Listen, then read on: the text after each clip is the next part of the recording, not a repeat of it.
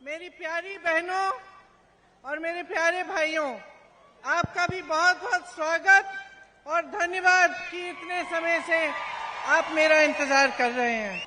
मेरी बहनें बहुत समय से इंतजार कर रही हैं, सुबह खाना पका के आई होंगी। और मेरे भाई, आप सब अपने अपने काम, अगर आप दुकान चला रहे हैं या बिजनेस चला रहे हैं या खेती करते हैं, उसको छोड़ के यहाँ आए मेरी बातों को सुनने के लिए। इसके लिए मैं आपकी बहुत आभारी हूँ। देखिए, आपका जीवन मेहनत का जीवन है। मैं जानती हूँ कि सुबह से शाम तक आप ईमानदारी से, मेहनत के साथ अपने परिवार को आगे बढ़ाने के लिए काम करते हैं। मैं कह रही थी कि आपकी इच्छा क्या होती है, आपकी आशाएं, महत्वाकांक्षाएं क्या है। सबसे पहले कि जो आपके बच्चे हैं वो जब बड़े होते हैं, उनकी अच्छी नौकरी लगे, वो कमाएं, उनका आत्मविश्वास बना रहे और उनका एक मजबूत भविष्य बने। आप सबको हिंदी समझ में आती है? ठीक है, फिर मैं ऐसे ही बोलती हूँ। तो देखिए, आप क्या चाहते हैं? आप अपने बच्चों के लिए एक मजबूत भविष्य चाहते हैं, इसीलिए दिन रात मेहनत करते हैं। और कोई भी हो, मैं भी अपने बच्चों के लिए यही चाहती हूँ। और सरकार का इसमें एक बहुत बड़ा रोल होता है, बहुत बड़ी भूमिका होती है। क्योंकि जब आप संघर्ष करते हैं, आपके जीवन में मुश्किलें आती हैं, आपके लिए कोई समस्या उठती है, तो सरकार आपको बहुत मदद कर सकती है। जैसे मेरी बहनें यहाँ हैं, आज महंगाई की वजह से आपके जीवन में कितनी मुश्किलें हैं। 3.5 सालों से जो ये मुश्किलें हैं, ये कम नहीं हुई हैं, बढ़ती चली गई हैं। बढ़ती चली गई हैं क्योंकि आपको एक ऐसी सरकार मिली जो शुरू से ही गलत तरीके से बनी। शुरू से ही इन्होंने लालच की वजह से, सत्ता की वजह से विधायकों को खरीदा और एक सरकार को तोड़ के ये सरकार बनाई। तो शुरू से इनकी नीयत क्या थी? इनकी नीयत थी कि सत्ता में आना है, लूट मचाना है, अपने आप आगे बढ़ना है और जनता की मुसीबतों को पूरी तरह से नकारना है। यही इनकी नीयत थी। अब ये सरकार आई, 3.5 सालों से क्या हुआ? आज तो मुझे ताज्जुब हुआ। मैं यहाँ आ रही थी तो मैंने देखा कि प्रधानमंत्री मोदी जी यहीं पास में कहीं एक भाषण दे रहे हैं। तो मैंने कहा, मैं देखूं क्या कह रहे हैं। मुझे ताज्जुब हुआ कि जिसको दुनिया कह रही है या उनके लोग कह रहे हैं कि सर्वशक्तिमान, सर्वोपरि, सर्वश्रेष्ठ, विकास पुरुष, ये सब उनके बारे में कह रहे हैं। और ये विकास पुरुष जो हमारे प्रधानमंत्री हैं, कर्नाटका आके कह रहे हैं कि मेरा एक सपना था कि मैं कर्नाटका में विकास लाऊंगा। मेरा एक सपना था कि कर्नाटका को मैं पूरे देश में विकास का मिसाल बनाऊंगा। तो क्यों नहीं बनाया? आप तो सर्वोपरि हैं, सर्वशक्तिमान हैं, अंतर्यामी हैं, सब जगह आप ही आप हैं। तो आपने क्यों नहीं किया? अपना सपना साकार क्यों नहीं किया? और जब मैं पूछना चाहती हूं कि जब भाजपा की सरकार, आप ही की बनाई गई सरकार, जनता को 40% सरकारा बन के लूट रही थी, तो आप क्या कर रहे थे? लेकिन आज मुझे समझ में आ गया, जब ये लूट मच रही थी तो आपकी आंखें बंद क्यों थी? आपकी आंखें बंद इसलिए थी क्योंकि आप सपना देख रहे थे, बिजी थे, बहुत बड़े बड़े सपने देख रहे थे। तो आपने लूट मचने दी, आपने चोरी होने दी, आपने रोका नहीं किसी को। ये कैसी बात हुई? 40% सरकारा क्यों है आपकी सरकार का नाम? कॉन्ट्रैक्टर्स आत्महत्या कर रहे हैं आपकी सरकार में। चिट्ठी लिखते हैं प्रधानमंत्री जी को, सर्वज्ञानी अंतर्यामी जी को, कोई जवाब नहीं आता। कोई जवाब नहीं आता। आत्महत्या करते हैं किसान, कोई समस्या नहीं देख रहा है किसानों की, कोई राहत नहीं आती। इस तरह से हर स्तर पर कर्नाटका को लूटा और लूटते लूटते गवर्नेंस, किस तरह से सरकार चलेगी, कैसे हम रोजगार दिलवाएंगे, ये सब बातें सब भूल गए। आज चुनाव आया है, इधर उधर की बातें हो रही हैं। हम यूपी में जब कोई इधर उधर की ज्यादा बातें करते हैं तो हम कहते हैं भाई मुद्दे पे आओ, मुद्दे पे आओ। ये तो मुद्दे पे आ ही नहीं रहे हैं। मुद्दे क्या हैं? विकास, आपके लिए अस्पताल बनाना, आपके लिए शिक्षा के संस्थान बनाना, आपकी सड़कों को बनाना, आपके नौजवानों को रोजगार दिलवाना, मेरी बहनों को महंगाई से राहत देना, किसानों को आगे बढ़ाना, यही तो मुद्दे हैं। तो ये लोग क्यों नहीं बात कर रहे हैं इन मुद्दों के? 3.5 सालों से इनकी सरकार रही है, क्या किया इन्होंने? महंगाई इतनी बढ़ चुकी है कि आप, जैसे मैंने कहा, कुछ खरीद ही नहीं पा रहे हैं। किसान त्रस्त है, परेशान है, हर तरफ से उसकी परेशानी बढ़ी रही है। जीएसटी कर करके इतनी महंगाई बढ़ा दी है कि छोटे दुकानदार ही अपने आप परेशान हैं, उनके बिजनेस चल ही नहीं रहे हैं। जो मीडियम बिजनेस है, स्मॉल मीडियम बिजनेस है, वो चल ही नहीं पा रहे हैं। और लूट कम नहीं हुआ है बहनों और भाइयों, 1.5 लाख करोड़ रुपए लूटे हैं कर्नाटका से। 3.5 सालों में इतने पैसे की कोई सोच भी नहीं सकता। लेकिन हमने देखा कि भैया देखते हैं इन 1.5 लाख करोड़ रुपयों का बन क्या सकता था। और ताज्जुब होगा आपको जान के, जितना पैसा इन्होंने लूटा है, इससे आपके लिए 100 एम्स के अस्पताल बन सकते थे। 2250 किलोमीटर लंबी 6 लेन की एक्सप्रेसवे बन सकती थी। 187 ईएसआई हॉस्पिटल बन सकते थे। 30,000 स्मार्ट क्लासरूम, सोचिए 30,000 स्मार्ट क्लासरूम जिसमें बच्चे पढ़ सकते थे आपके, उनको शिक्षा मिल सकती थी। 30 लाख अफोर्डेबल हाउसिंग के घर, 30 लाख गरीबों के लिए घर बन सकते थे। और इन्होंने क्या किया? उन पैसों को लूटा। और आज आपके सामने मुंह दिखाने लायक नहीं है। आज आपके सामने आपके मुद्दों पे बात नहीं कर सकते। इसलिए हर रोज कोई नया मुद्दा उठाते हैं जिससे आपके विकास, आपके जीवन, आपके रोजमर्रा की जो समस्याएं हैं, उससे कोई मतलब नहीं है। आपने खुद ही देखा होगा कि बेंगलुरु जैसे बड़े शहर से कितनी सारी कंपनियां चली गई हैं इन 3.5 सालों में। मोटोरोला, एप्पल, नोकिया, ओला, सैमसंग छोड़ के चले गए। कोई चेन्नई गया, कोई हैदराबाद गया, क्योंकि लूट इतनी है कि इंफ्रास्ट्रक्चर ही खराब हो रहा है। बेंगलुरु जैसे शहर में, आपका भी शहर है, बेंगलुरु जैसे विश्व प्रसिद्ध शहर में 35 लोग गड्ढे के अंदर गिरकर मर गए। और यहां विकास के इतने मौके हैं, क्यों नहीं किए जा रहे? तो मैं आपसे कहना चाहती हूं कि हर स्तर पर, चाहे आप नंदिनी को देखिए, आपने बनाया नंदिनी, आज भाजपा की सरकार कहती है नंदिनी में दूध इकट्ठा नहीं हो रहा है, कम हो रहा है, अमूल को गुजरात से लाते हैं। लेकिन 3.5 साल पहले जब कांग्रेस की सरकार थी तो आपको क्षीरा भाग्य मिला, क्षीरधारे मिला, सब्सिडी मिलती थी दूध के लिए किसानों को 5 रुपए प्रति लीटर। दूध इतना इकट्ठा हो रहा था कि मुफ्त में स्कूल के बच्चों को मिल सकता था।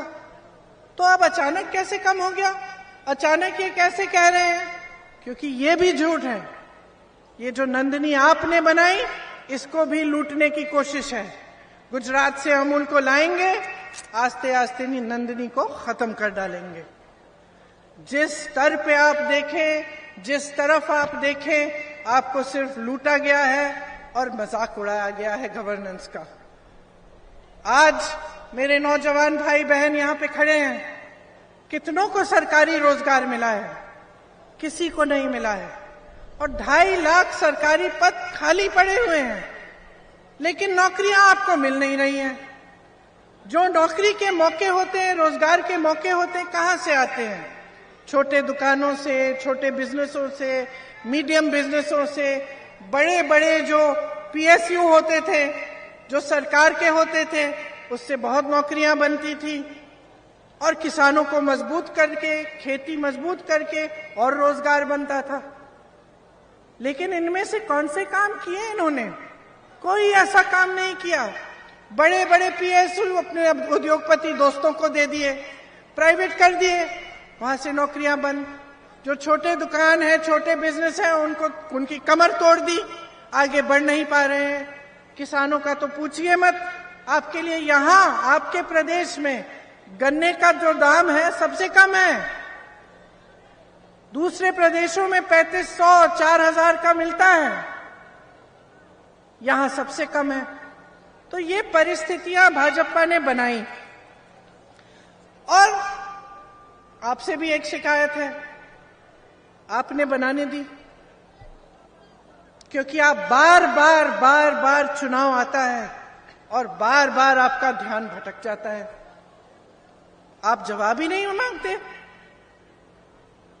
आपने ये माहौल बना दिया है देश में, प्रदेश में, कि कुछ ना करे नेता, तब भी उसको मालूम होता है कि वो आके मंच पे खड़े हो जाएगा, कोई जज्बाती मामला उठा लेगा, धर्म की बात करेगा, जाति की बात करेगा, तो बस फिर से जीत जाएगा। तो अगर उसको मालूम है कि वो ये सब बातें करके चुनाव जीत सकता है, तो वो काम क्यों करेगा? इसीलिए तो काम करना बंद हो गया है। इसीलिए तो जवाबदेह सरकारें बनती नहीं है, क्योंकि जब मौका आता है चुनाव का, तो ऐसा ध्यान भटका देते हैं आपका मीडिया में ये सब डाल के और धर्म की बातें करके और इधर उधर की बातें करके, कि आप भूल जाते हैं कि आपका वोट तो आपके लिए लगना चाहिए। आपका वोट आपके विकास के लिए, आपके बच्चों के विकास के लिए जाना चाहिए। आप भूल जाते हैं, आपके जज्बात उठ जाते हैं, आप भूल जाते हैं। तो इसीलिए मैं चाहती हूं कि आज आपके सामने खड़े हुए, आपसे वोट नहीं मांगना है मुझे, आपकी जागरूकता मांग रही हूं मैं कह रही हूं जाग जाओ। बहुत हो गया है, 10 साल होने वाले हैं, जब देखो मंच पे आके फिजूल की बातें करते हैं। अरे बताएं तो सही, 3.5 सालों में कर्नाटका में किया क्या? अगर किया है तो बता पाओगे। मैं बताती हूं कांग्रेस ने क्या किया जब कांग्रेस की सरकार थी। अन्ना भाग्य बनाया, क्षीरधारे, क्षीर भाग्य, पशु भाग्य, आरोग्य भाग्य, विद्याश्री, इंदिरा कैंटीन, ये सब तो कांग्रेस की स्कीम थी और इससे आपको सुविधा मिली। कांग्रेस की सरकारों ने राजस्थान में देखिए, छत्तीसगढ़ में देखिए, किसानों के कर्ज माफ किए हैं। छत्तीसगढ़ में 18 लाख किसानों के कर्ज माफ हुए हैं। ये कम नहीं है बहनों और भाइयों। आज भी धान का दाम सबसे ज्यादा छत्तीसगढ़ में मिल रहा है। चुनाव के समय कहा पुरानी पेंशन स्कीम लागू होगी, राजस्थान में लागू है, छत्तीसगढ़ में लागू है, हिमाचल में लागू कर रहे हैं। तो आप अगर जागरूक नहीं बनेंगे और आप खुद नहीं देखेंगे कि भाई 3.5 सालों से इनकी सरकार है, क्या मेरे जीवन में तरक्की आई है कि नहीं? मैं पूछ रही हूं आपसे, जब से बीजेपी की सरकार है कर्नाटका में, आपके जीवन में तरक्की आई है कि नहीं? सुनाई नहीं दे रहा, जोर से बोलो। नहीं आई? किसानों के जीवन में आई? मजदूरों को राहत मिली? मेरी बहनों को महंगाई से राहत मिली? आप नौजवान खड़े हैं, आपको जॉब मिला? तो जागो, जागो। देखो 3.5 साल से कुछ नहीं हुआ है। आपके जीवनों में मुश्किलें बढ़ी हैं कि नहीं? बढ़ी है ना? तो कौन बदलाव लाएगा? ये माहौल कौन बदलेगा? आप ही बदल सकते हो, खासतौर से तुम लोग जो नौजवान हो।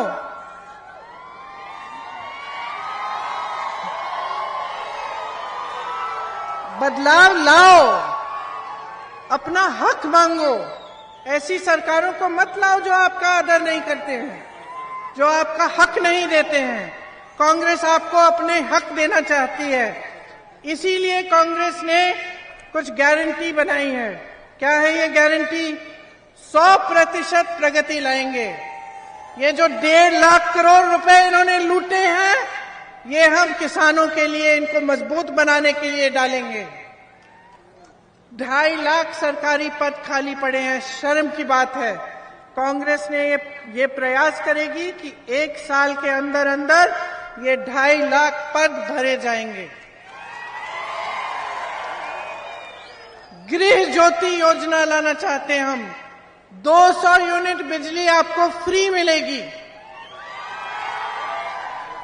अन्ना भाग्य में आपको 10 किलो चावल मिलेगी। और ऐसी चावल नहीं जो मुझे एक महिला ने बताया 2 दिन पहले कि दीदी जो चावल हमें मिल रही है वो हम खा ही नहीं पाते। हम अच्छी चावल देंगे, आपको 10 किलो देंगे। युवाओं, एक युवा निधि स्टार्ट करेंगे। युवा निधि में जिसका ग्रेजुएशन हो गया है लेकिन नौकरी नहीं है, उसको हर महीने 3,000 रुपए सरकार देगी। और जिसका डिप्लोमा है उसको 1,500 रुपए हर महीने सरकार देगी। गृह लक्ष्मी योजना, मेरी बहनों, सबसे ज्यादा मेहनत आप करती हो। आप घर का बोझ, महंगाई का बोझ, समाज का बोझ उठाती हो। मैं जानती हूं कितना मुश्किल है जीवन। मैं जानती हूं कि इसके बावजूद सबसे कम सहायता समाज आपका करता है। इसीलिए कांग्रेस पार्टी आपकी मेहनत को पहचानते हुए आपके लिए गृह लक्ष्मी योजना लाई है, जिसमें आपको 2,000 रुपए हर महीने आपके खाते में जाएगा। आपको बस में जाने के लिए जहां भी जाए आपको बस का पास फ्री में मिलेगा। देखिए, जो खासतौर से शहरों में डिलीवरी का काम करते हैं, घरों में काम करते हैं, जो अस्थाई मजदूर हैं, इनके लिए बहुत कम सुविधाएं देती है सरकार। लेकिन आज जो ये काम कर रहे हैं उनकी भी मुसीबतें बहुत हैं। बड़े बड़े शहरों में जाते हैं, 4-5 लोग छोटे छोटे कमरों में रहकर सुबह से शाम तक मेहनत करते हैं कमाने के लिए, अपने परिवारों के लिए। तो कांग्रेस पार्टी एक न्यूनतम आय तय करना चाहती है घरेलू और डिलीवरी के कर्मियों के लिए, ताकि आपको एक मिनिमम वेज मिलना चाहिए, जिससे आपका कोई फायदा, आपका शोषण न कर पाए। इसी तरह से 3,000 करोड़ रुपए हम बजट में अस्थाई कर्मी के कल्याण के बोर्ड में डालेंगे। ऑटो ड्राइवर के लिए, टैक्सी ड्राइवर्स के लिए भी हम एक ऐसी कल्याण का बोर्ड बनाएंगे जिसमें 50-50 करोड़ रुपए डाल के उनकी मदद और उनकी सहायता के लिए हम काम करेंगे। जो रुकी हुई सिंचाई की योजनाएं हैं, आप जानते हैं कई नदियों से जो सिंचाई की योजनाएं कांग्रेस ने शुरू की थी, उनको रोका गया। बीजेपी ने उनका कुछ भी आगे काम नहीं बढ़ाया। और जैसे कांग्रेस ने गोवा के साथ ट्राइब्यूनल बनाया था, महादाई जो प्रोजेक्ट था उसके लिए कि समस्याएं हम सुलझाएं, ये सब चीजें भी भाजपा ने रोक दी। तो हम इनको फिर से शुरू करेंगे ताकि आपकी सिंचाई में मुसीबतें कम हो। इसी तरह से हमने सोचा है कि जो छोटे दुकानदार हैं, छोटे बिजनेस वाले हैं, आपके लिए भी फंड्स बने, आपके एक वेलफेयर फंड बने, ताकि जितना नुकसान आपने लिया है इन 3.5 सालों में, उससे कुछ राहत मिले आपको। हमने light engineering, automobiles, electrical equipment में हम चाहते हैं कि नए नए उद्योग बने। हम चाहते हैं कि कर्नाटका में जो ये इलेक्ट्रिक गाड़ियां हैं, जो पेट्रोल डीजल से नहीं चलती, जो आजकल एक बहुत नई चीज निकली है, हम चाहते हैं कि कर्नाटका ही इनका हब बने, यहां सबसे ज्यादा बने, इससे बहुत रोजगार मिलेंगे। और बीदर से लेकर चामराजनगर तक एक इंडस्ट्रियल कॉरिडोर बनाना चाहते हैं, जिसमें टाउनशिप बने,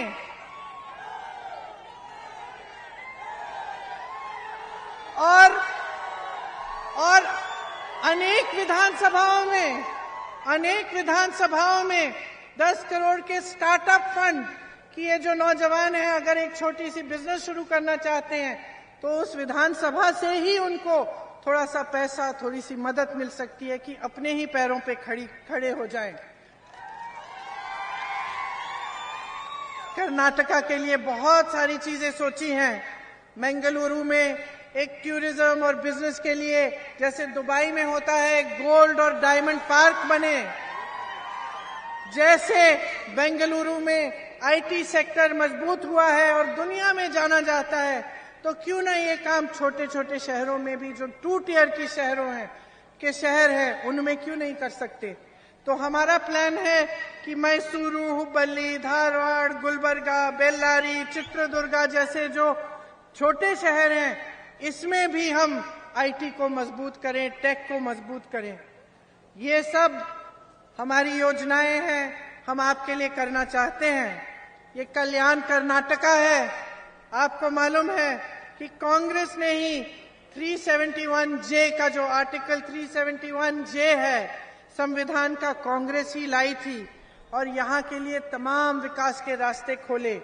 इसके लिए सोनिया जी लड़ी, मनमोहन सिंह जी लड़े और मल्लिकार्जुन खड़गे जी जो आज कांग्रेस के अध्यक्ष हैं वो बहुत लड़े। और जब ये आर्टिकल 371J लाए तो हमारे मन में यही था कि कर्नाटका को पूरी तरह से हम विकसित करेंगे। उसकी वजह से रोजगार मिले, किसानों की सिंचाई की सुविधा मिली, कल्याण कर्नाटका का बहुत विकास हुआ।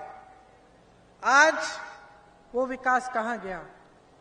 3.5 सालों में सारा बंद कर चुके हैं। बेरोजगारी बढ़ गई है। आपको याद होगा यहाँ पे यादगीर रेलवे कोच की फैक्ट्री खोली थी, ये सब कांग्रेस ने किया था। लेकिन आज भयंकर बेरोजगारी है कल्याण कर्नाटका में, पीने का साफ पानी नहीं मिल रहा है आपको। मुख्यमंत्री जी ने कोई ध्यान नहीं दिया इस क्षेत्र में। 40,000 सरकारी नौकरियां खाली पड़ी हैं इसी क्षेत्र में, कल्याण कर्नाटका में है। 16,000 शिक्षकों के पद खाली हैं और शिक्षित लोग हैं, क्यों नहीं भरे जा रहे हैं? क्योंकि हर तरफ से इन्होंने आपको पूछा नहीं है, घोटाले किए हैं। आप भर्ती के इम्तिहान देते हैं, पीएसआई का इम्तिहान देखिए, पुलिस के कर्मी खड़े हैं, बच्चे मेहनत करते हैं, पेरेंट्स उनके माँ बाप फीस भरते हैं ट्यूशंस के लिए कि भर्ती के इम्तिहान के लिए तैयारी अच्छी होगी, अच्छी नौकरी मिलेगी। तो ये सब मेहनत करने के बाद, पढ़ाई लिखाई करने के बाद, फीस भरने के बाद क्या पता चलता है? उसमें भी घोटाला कर दिया। तो ये परिस्थितियां बन गई हैं कर्नाटका की। और जैसे मैं आपसे कह रही थी, ये परिस्थितियां सिर्फ आप बदल सकते हो, ये आप ही के हाथों में है। समझ लो, महान इतिहास है आपका, आपकी संस्कृति दुनिया भर में जानी जाती है। यहाँ के महान गुरु महात्मा सबने ये संस्कृति आपके साथ बनाई, आपके समाज ने बनाई।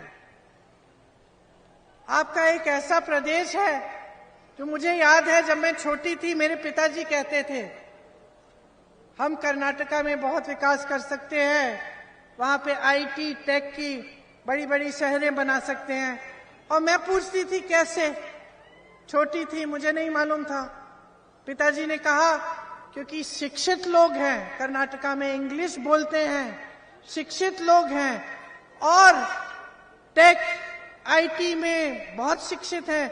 तो ये दोनों चीजें जो हैं, जो इंग्लिश में भी भाषा इंग्लिश की भाषा में मजबूत है, आईटी टेक्नोलॉजी में मजबूत है, तो पूरी दुनिया में ये भागीदार बन सकते हैं जो आईटी और टेक आने वाला है। ये 1984-85 की बात कर रही हूं मैं। तो आप तब से पहचाने जाते थे अपनी मेहनत के लिए, यहाँ की शिक्षा के लिए, अपनी संस्कृति के लिए और इसके लिए कि आप सब मेहनत से अपने प्रदेश को बनाने लायक हैं और खुद अपने पैरों पे खड़े होने लायक हैं। तो उस परंपरा को तोड़िए मत। अपने प्रदेश को ऐसे हाथों में देकर जो सिर्फ लूटना चाहते हैं, दिल में सत्ता की लालच है, आपकी कोई परवाह नहीं है, उनके हाथों में मत दो। अब बंद करो ये सब। अपने विकास के लिए, अपने बच्चों के भविष्य के लिए, अपना वोट अपने प्रदेश के लिए, अपनी ही लिए दीजिए। तभी यहां पे विकास आएगा, तभी आपका प्रदेश फिर से दुनिया में पहचाना जाएगा। सारी कंपनियां वापस यहां आएंगी, रोजगार बनेंगे और एक नया भविष्य, एक उज्जवल भविष्य आप बना पाएंगे। तो यही मेरा आग्रह है कि आप जागरूक बने, अपनी शक्ति से अपना भविष्य अपने हाथों में लीजिए। इन लोगों की बातों में मत पड़िए। देखिए कांग्रेस ने आपके लिए कितना काम किया, क्या क्या योजनाएं लाना चाहती है, और कांग्रेस को एक इस तरह की बहुमत से जिताइए कि उस सरकार को कोई तोड़ ना पाए। एक मजबूत सरकार बनाइए, एक स्थिर सरकार बनाइए, क्योंकि एक मजबूत और स्थिर सरकार जो तोड़ी नहीं जा सकती है, बहुत काम कर सकती है। तभी उसका पूरा ध्यान विकास पे जाता है। नहीं तो जोड़ तोड़ की कोशिशें जब होती हैं बाहर से, तो सरकार का ध्यान भी उसे बचाने में चले जाता है। इसीलिए बहुत ही महत्वपूर्ण है, खास तौर से आपके कल्याण क्षेत्र के लिए, कि आप पूर्ण बहुमत से, भारी से भारी बहुमत से कांग्रेस की सरकार बनाएं और अपने भविष्य को एक बार फिर मजबूत बनाएं। आपने मेरी बहुत लंबी लंबी बातें सुनी, गर्मी भी हो रही है, अब मैं आपको छोड़ती हूँ। बहुत प्रेम दिया आपने, इसके लिए मैं हमेशा आभारी रहूंगी। एक बार मेरे साथ कहिए, कर्नाटका की, कर्नाटका की, कर्नाटका की। धन्यवाद। जय हिंद।